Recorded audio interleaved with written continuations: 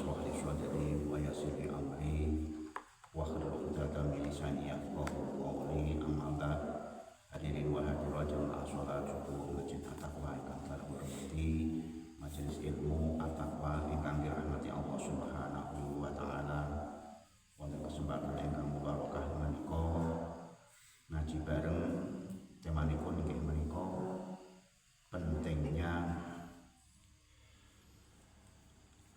pengenalan ma'rifatullah. Napa manfaatipun kita mengenal Allah? Ma'rifat kalau maksudipun mengenal, pengetahuan mengenal Allah atau jalan menuju Allah Subhanahu wa ta'ala. Datosipun ma'rifatullah kalau sangat penting sekali keranten menawi kula panjenengan melaksanakan sholat itu menghadap kepada Allah Subhanahu wa ta'ala.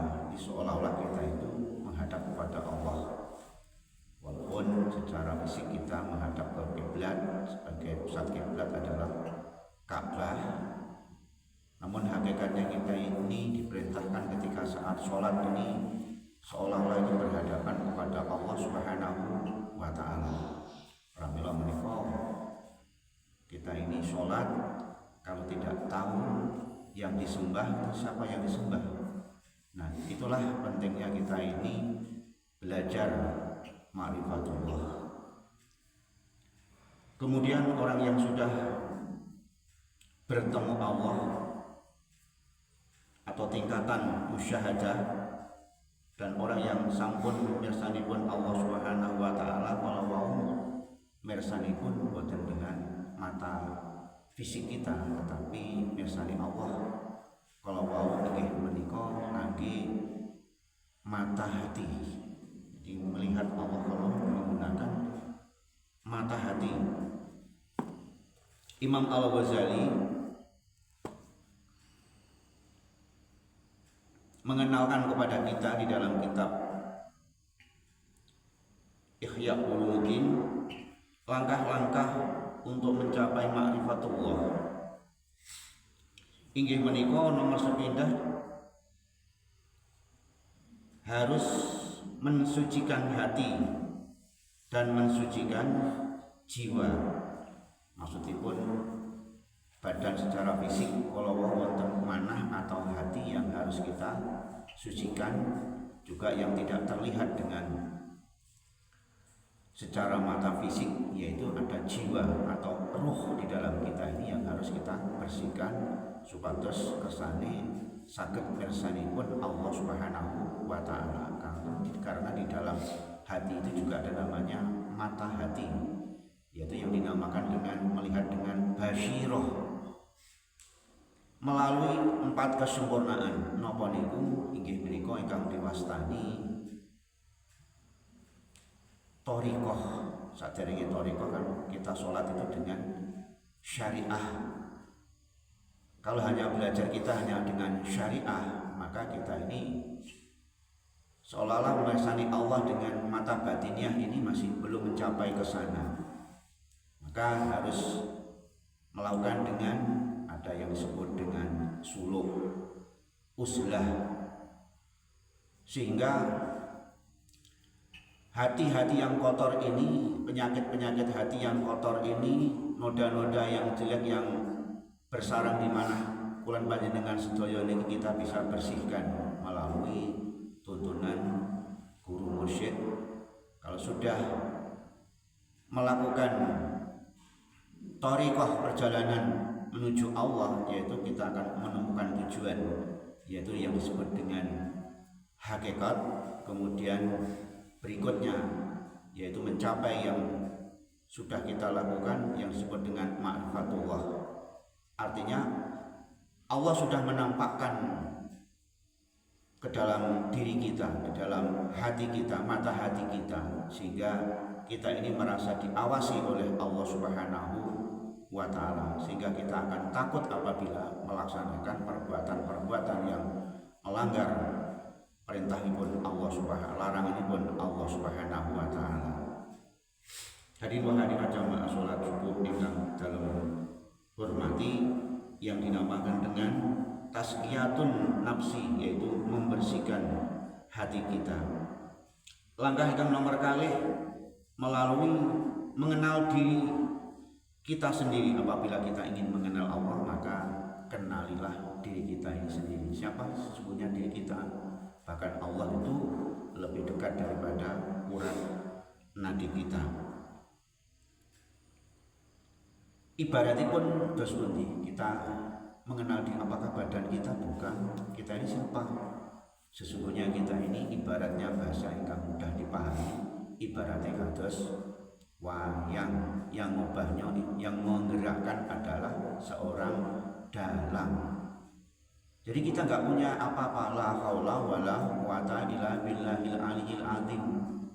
Dan yang menghalangi kita melihat kepada Allah karena diri kita belum bisa mengenal diri kita, sehingga kalau diri kita ini merasa seolah-olah bisa yang menggerakkan diri kita, inilah yang menghalang kita melihat Allah Subhanahu wa ta'ala. Maka prosesnya itu kita tiadakan diri kita ini. Maksudnya bukan kita pukuli diri kita ini. Jadi perasaan kita ini tidak ada, yang ada hanya Allah Subhanahu wa ta'ala. Jadi sehingga kita ini tidak merasa apa yang kita lakukan ini seolah-olah diri kita, tidak, semuanya adalah Allah Subhanahu wa ta'ala. Kalau mau langkah yang nomor kaping kalih di dalam menuju ma'rifatullah buat Imam Al-Ghazali. Nomor 3 ini nggih menika perpaduan ilmu dan amal. Jadi perpaduan ilmu dan amal, harus menggunakan ilmu dan harus kita melakukan suatu perbuatan, apa yang disebut dengan akhlak. Jadi kita harus memadukan antara ilmu dengan amal, dan ilmu itu harus kita praktekkan dalam kehidupan sehari-hari. Termasuk ini menika melakukan zikir syirul asrar, yaitu zikir yang tidak diucapkan, diam, dan diantara zikir syirul asrar kalau yang dinamakan ingkang nomor sepindah Syu'aul Basyirah, Ainul Basyirah, Hakul Basyirah. Lajeng menurut Imam Al-Ghazali di dalam Ma'rifatullah, kita harus melakukan langkah yang dinamakan dengan makomat. Napa makomat? Makomat kalau di sini adalah ada tahapan-tahapan di dalam mengenal Ma'rifatullah. Inggih menika kita melakukan riyadhah, mengurangi makan, mengurangi tidur, mengurangi bergaul dengan sesama manusia, menyendiri. Kemudian mujahadah, kesungguhan di dalam melawan hawa nafsu yang jelek di dalam diri kita. Kemudian melakukan perbuatan taubat tan nasuha, kedah warok, sabar, ridho, zuhud. Kemudian kefakiran, kezuhudan, dan tawakal kepada Allah Subhanahu wa ta'ala. Allah, langkah-langkah amaliyah yang harus kita lakukan supaya diri kita ini bisa mencapai tingkatan ma'rifatullah, artinya mampu Allah itu menampakkan ke dalam hati kita secara mukhasyafah. Hadirin wa hadirat jamaah salat subuh masjid At-Taqwa ingkang dalam hormati, lajeng nopo tanda-tanda tiyang ingkang sampun mencapai ma'rifatullah, ingkang sampun melakukan langkah-langkah menuju ma'rifatullah. Menurut Imam Al-Ghazali, tanda tiyang ingkang sampun mencapai ma'rifatullah itu boten saged dipirsani gebyare, jubahe, kopiahe, napa malih gamise, boten. Nomor 9 menurut Imam Al-Ghazali, orang-orang yang sudah mencapai tingkatan ma'rifatullah yang kalau akhlaknya menunjukkan akhlak yang mulia, akhlakul karimah. Nomor kali piantune kalau wau tenang atas panjenengan ini, tenang. Nomor 3 tidak mudah gelisah dalam menghadapi hidup ini, walaupun ada krisis, walaupun ada apa saja, beliau selalu tenang. Nomor sekawan tandanya pun orang yang sudah mencapai ma'rifatullah inggih menika yaitu ketaatan secara total. Maksudnya pun itu secara total kalau mau pokoknya hidup ini hanya untuk ibadah, untuk orientasinya hidup untuk akhirat. Lajeng nomor gangsal orang yang sudah mencapai tingkatan ma'rifatullah adalah tidak ada rasa takut dalam menghadapi kehidupan masa depan. Kemudian nomor 6, tidak ada kebencian sesama manusia.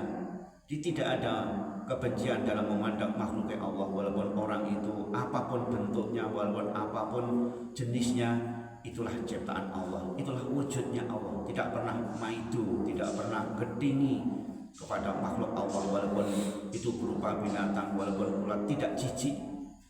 Semuanya itu adalah ciptaan Allah, kekuasaan Allah Subhanahu wa taala. Nomor 7 orang yang sudah mencapai tingkatan ma'rifatullah menika tidak membalas kejahatan orang lain.